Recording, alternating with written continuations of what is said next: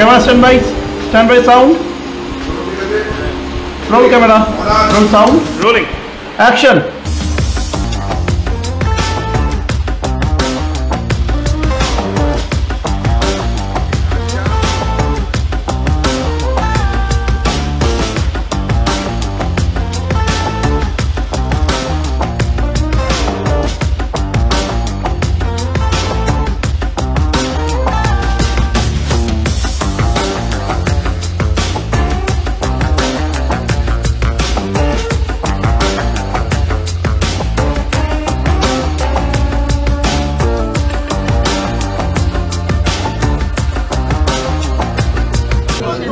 এত ভালো লাগতো মা রান্না শিখে রান্না করতো, সেলাই করা, মানে আমরা যখন সেলাই শিখছি তখন মা সেই বেলাদির উদাহরণ দিয়ে যে এই শিখিয়েছে, এই বলেছে।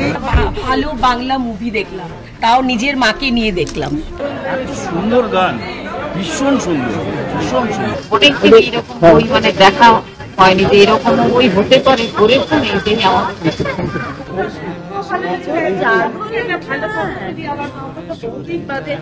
এত ভালো সিনেমা দেখে এত ভালো লেগেছে না, জল আমি রাখতে পারি। চোখে ভাঙে কুল সংসারী সে পুতুল, ভালোবাসা যেন ভুল ভাঙা খেলনা, একা একা একাকার এক বুক কথা তার, সাজিয়েছে কাঁটা তার প্রিয় আয়না।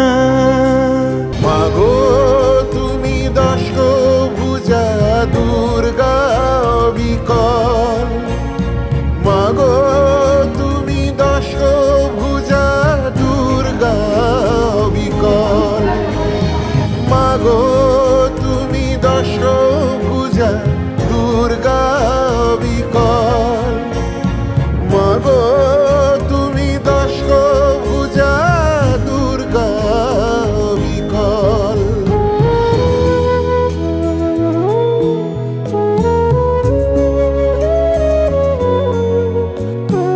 আমরা সারাক্ষণ সংসার, স্বামী, সন্তান এসব নিয়ে ব্যস্ত হয়ে পড়ি, কিন্তু নিজেদের আইডেন্টি আছে একটা, সেই জিনিসটা আমরা ভুলে যাই। এটা দেখে, হল থেকে দেখে বেরিয়ে ভাবে যে হ্যাঁ আমাদেরও একটা পরিচিতি দরকার। শীতের বেলা বড়ির থালা, মিটকে রোদের ছাদ, উল কাটাতে উল্টো সোজা ব্যস্ত তোমার হাত, তোমার দুপুর টাপুর টুপুর ঘুমের নদেবা, গল্পের বই নয় তো তোমার রেডিওতে কান,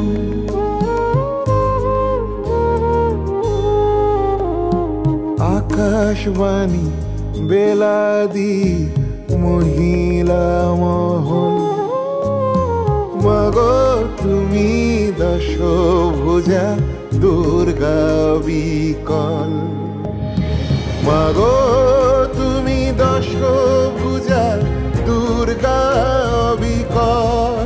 এটা বেলাদের লেখা চিঠি, আর বেলাদের নাম লেখা আছে এর উপরে, অ্যাড্রেসটাও রয়েছে, দেখো বলরাম করছে। নিজেকে বেসেছি বড় ভালো,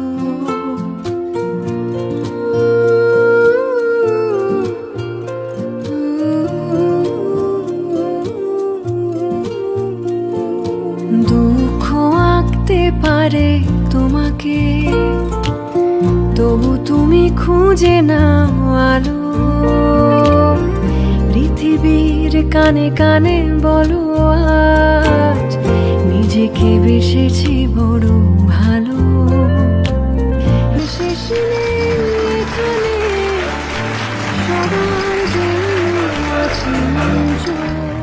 মাথা উঁচু সংলাপ লিখতে আজ তুমি একা পথে। ও হচ্ছে বেলা, বেলাকে আজ থেকে অল ইন্ডিয়া রেডিও জয়েন করলো। আমি চাইও তোমার সঙ্গে মহিলা মহলে কাজ শিখুক, কাজ করুক।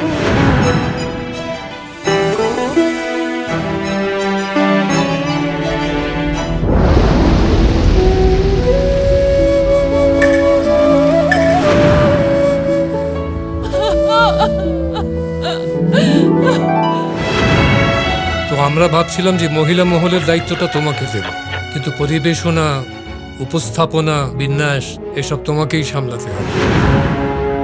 আপনি বইয়ের কিছু নাম ভেবেছেন?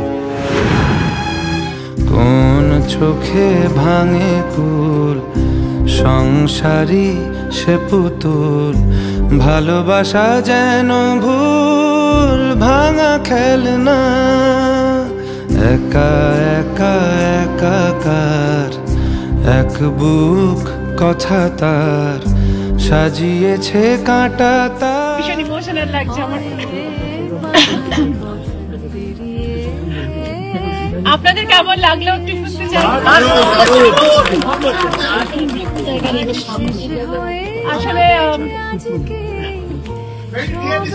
আসলে আমি বলছি ওদের ব্যাপারটা হচ্ছে যেদিনকে এই ছবিতে মানে বেলার মা মারা যাচ্ছেন, যেদিনকে ঋতু শট দিচ্ছে সেদিনকে একটা করে শট হচ্ছে আর অনিলাভকে বলছে Ritu I am sorry, Ritu I am sorry.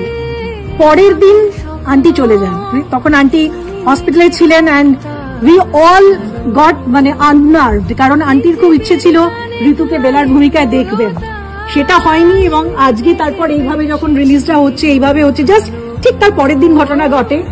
আমি বাড়িতে, আমি আর অনিলাভ রাতে গেছি যখন, ঋতুকে আমি বলছি তুমি বুঝতে পারছিলে না কেন অনিলাভ তোমায় বলছিল Ritu I am sorry, Ritu I am sorry. কত বড় অভিনেত্রী, বলছে দেখো আমি তো জানি আমি কি জটিলতায় ছবিটা করেছি, কিন্তু অভিনয় যখন করি তখন কিছু মাথায় থাকে না, শুধু ওই পরিস্থিতিতে আমাকে চরিত্রটাকে সত্যি হয়ে উঠতে হয়। তখন আমি এগুলো কিছু বুঝতে পারিনি, আজকে দাঁড়িয়ে বুঝতে পারছি। এতটা ডেডিকেশন আজও আছে ঋতুপর্ণা সেনগুপ্ত। বীরেন্দার মতো আমি রেডিওতে কাজ করতে চাই। কি বেলা, পারবি তো? আরে পারতেই হবে। মায়েরা এবং বোনেরা, মহিলা মহল নিয়ে আবার এসে গেছি তোমাদের বেলাদি।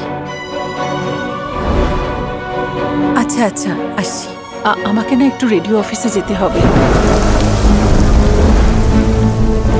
বিশ্বাস হচ্ছে না তো?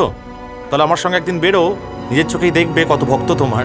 মহিলা মহলে আমি সেই মেয়েদের কথা বলতে চাই যারা সমস্ত প্রতিবন্ধকতা কাটিয়ে উন্নত দেশের সমাজে অনেক কাজ করছে। বেলা, এত রাতে তুমি কোথাও যাবে না। ভদ্রলোকের বাড়ির কোনো ছেলে মেয়েকে আজ অব্দি দেখেছেন রেডিওয় গিয়ে চাকরি করতে? স্বাধীনতা যদি না পাওয়া যায়